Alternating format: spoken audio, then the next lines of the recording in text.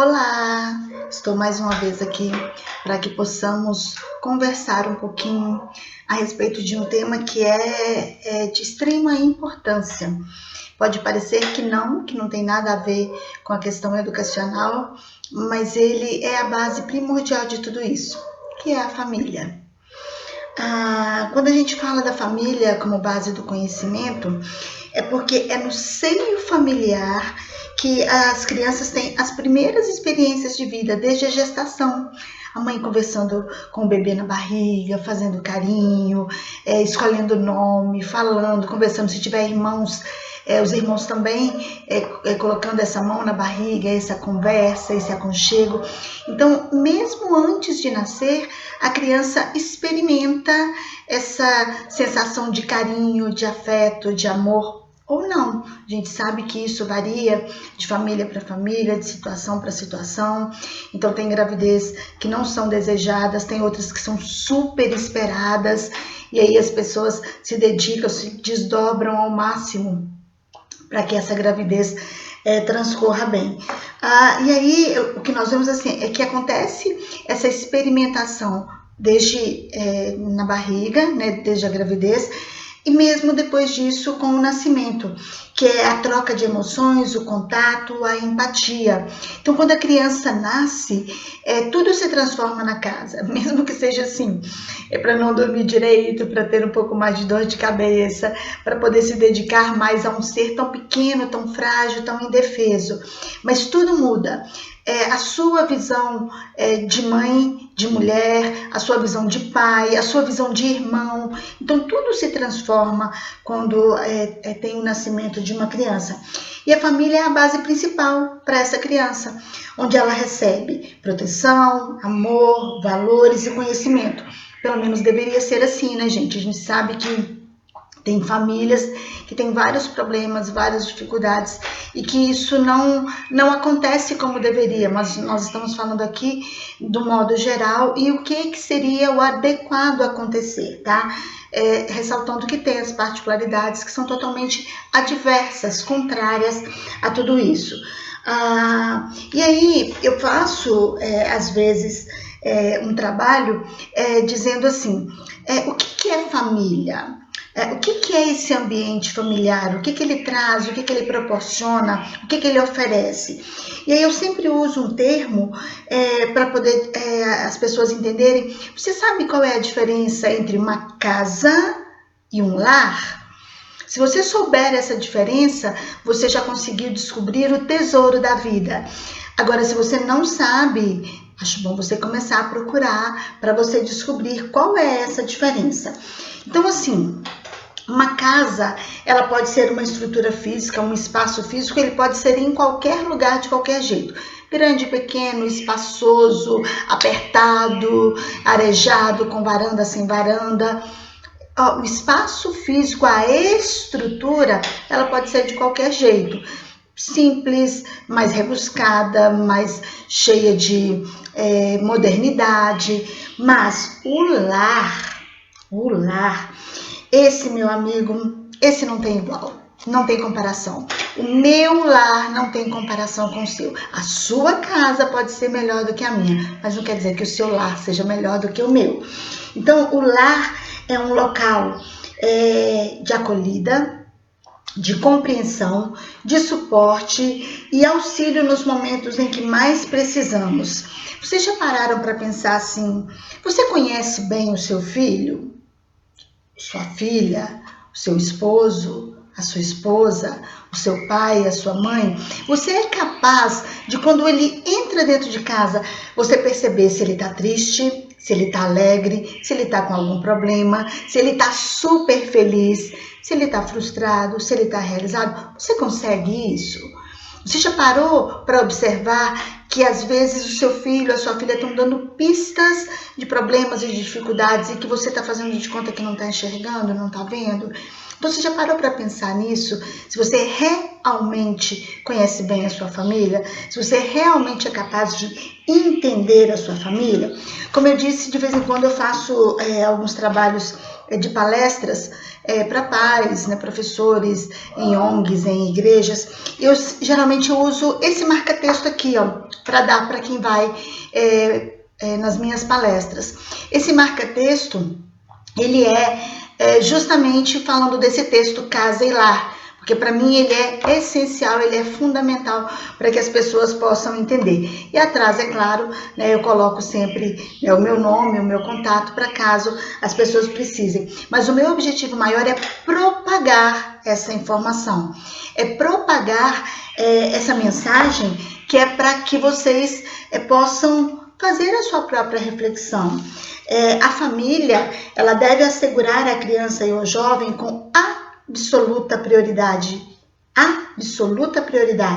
o direito à vida, à saúde, alimentação, educação, lazer, profissionalização, cultura, dignidade, respeito, liberdade, convivência familiar e comunitária com toda a sociedade, além de colocá-la a salvo de toda forma de negligência, discriminação, exploração, violência, crueldade e opressão. Isso são palavras minhas? Não, não são palavras da Elane. Isso está na Constituição da República Federativa do Brasil, no artigo 227. Fora vários outros artigos em que fala da responsabilidade dos pais, fora no Estatuto da Criança, que também fala que é dever dos pais, da família, assegurar à criança toda essa proteção.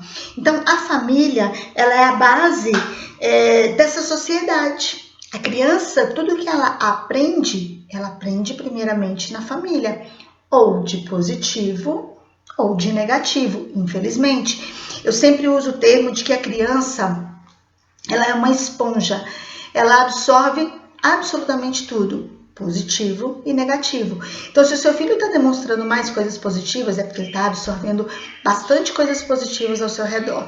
Se está fazendo muita coisa negativa, ou ele está com algum problema que está te dando pistas disso, ou ele está absorvendo essa carga negativa. Então, dá uma observada o que está acontecendo no seu lar para ver o quanto isso está impactando no desenvolvimento do seu filho. Então, a família é a base da sociedade, esse alicerce é onde tudo começa, é a primeira escola.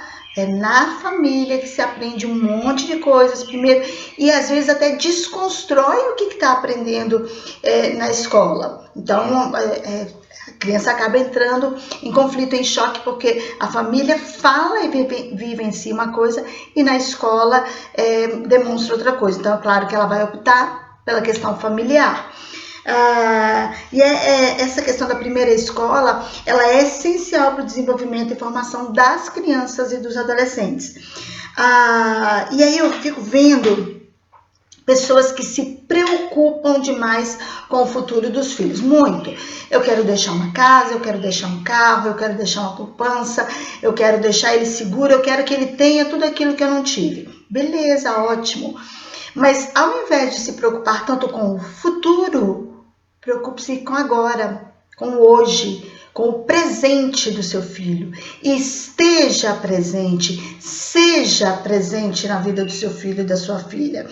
Porque senão, tudo que você deixar, ele não vai conseguir aproveitar no futuro. Ou vai aproveitar e falar assim, o pai, a mãe, seja lá quem é o responsável, não fez mais que a obrigação, porque a vida inteira foi ausente. Nunca teve presente em tudo que eu precisei. Então, preocupe-se no hoje, no dar ao seu filho algo hoje e algo que seja para que ele leve para a vida inteira. Não material, e sim de afeto, de carinho, porque às vezes você vai deixar algo material, mas a sua ausência causou um trauma tão grande, uma deficiência tão grande nessa criança, que o financeiro não vai resolver em nada, não vai ajudar em nada.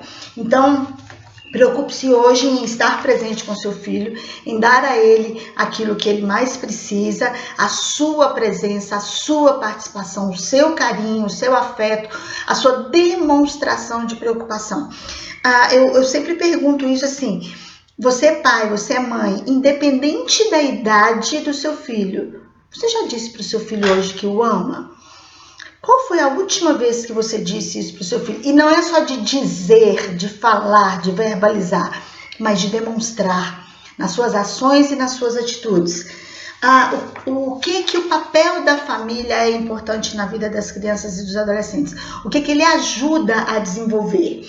Ele desenvolve a inteligência emocional, a boa expressão de oralidade, de conseguir falar, de conseguir se expressar no local em que a criança tem esse estímulo. Se ela não tiver, se ela for podada em todas as suas falas, ela não vai conseguir se expressar bem. O desenvolvimento cognitivo, as suas habilidades, né, todas as coisas que são estimuladas para esse desenvolvimento, prevenção de depressão, de ansiedade, de fobias e de agressividade e até em alguns casos de transtornos psicológicos. Há um número crescente, cada vez maior, de crianças com depressão e nós vamos ter um dia aqui para falar especificamente da depressão, da ansiedade, e se tudo correr bem eu vou trazer psicólogos para poder falar para vocês com maior propriedade do assunto, tá? Então, há um número crescente e até de faixas etárias bem menores. Antigamente só quem tinha depressão, ansiedade era adulto, aí depois os jovens, aí os adolescentes por causa dessa transformação, né, da puberdade, e hoje em dia as crianças. Poxa, mas como que a criança tem depressão? Como que a criança tem ansiedade? Ela não tem preocupação nenhuma na vida, pelo contrário. Ela tem, às vezes, em algumas residências, algumas casas, a exigência do desenvolvimento dessa criança é muito grande. Tem que fazer natação, tem que fazer judô, tem que fazer balé. E às vezes a pessoa nem gosta do balé, nem gosta do judô. Mas é o pai e a mãe que quer, porque ele não teve, e aí ele quer que o filho tenha. Mas às vezes não é esse o gosto do filho. Então tá entendendo como que às vezes algo que você até quer proporcionar ao seu filho, até de muito boa vontade, mas você tá fazendo com que seu filho se sinta mal, se sinta frustrado em ter que fazer algo que não é a opção dele. E às vezes a opção dele não é a que você gosta, não é a que você quer. Então vamos ter cuidado com isso. E ajuda também no desempenho da socialização e automaticamente no desempenho escolar. Às vezes o mau desempenho escolar, a falta de desenvolvimento da criança, ela tem a ver com as questões familiares. Claro que podem ter outros problemas, gente, algum transtorno, alguns distúrbios, alguns problemas de saúde, mas alguns são basicamente dessa estrutura familiar, tá? A família interfere muito diretamente nesse desenvolvimento. Então, como eu falei da mensagem que eu sempre entrego para as pessoas, eu não vou ler toda, porque ela é bem grande, mas eu vou deixar esse pedacinho para reflexão de vocês e para que você pense como que está a sua família, o que você pode fazer para o desenvolvimento da sua família, o que você pode fazer para que a sua família cresça e desenvolva, porque automaticamente você também vai estar crescendo e se desenvolvendo. Então, numa casa pode haver discórdia e maus tratos. Num lar, sempre haverá lugar para alegria e felicidade. Numa casa, podem surgir muitas lágrimas, mas no lar, planta-se sorrisos. A casa pode ser aquele nó que oprime e sufoca, mas o lar é aquele ninho de amor e aconchego. Se você ainda mora numa casa, eu te convido a transformá-la urgentemente num lar. Então eu desejo a todos vocês a construírem o lar de vocês. Então que o lar de vocês seja muito abençoado, que reine essa questão da paz, da tranquilidade e o desenvolvimento, tanto das crianças, dos adolescentes, dos jovens, dos adultos e dos idosos que a cercam.